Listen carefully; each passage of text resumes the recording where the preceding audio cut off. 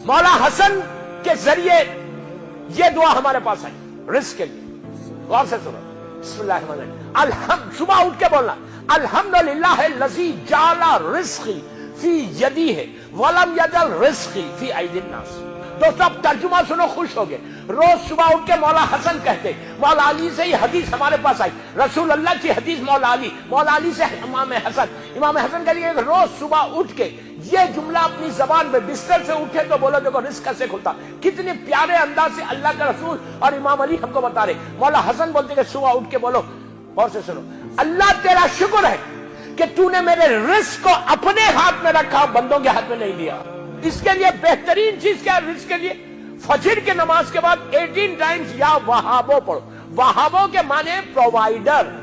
18 मरतबा फजर की नमाज के बाद वहाबो पढ़ो, तुम्हारा रिस्क खुलता कैसे?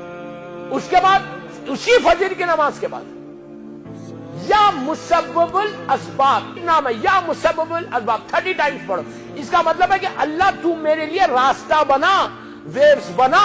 अगर कोई 30 मरतबा रात में और सुबह में इमाम हसन कहते या मुसब्बबुल असबाब पढ़ेगा, अल्लाह उस दीवार में से रिस्क देगा उसको।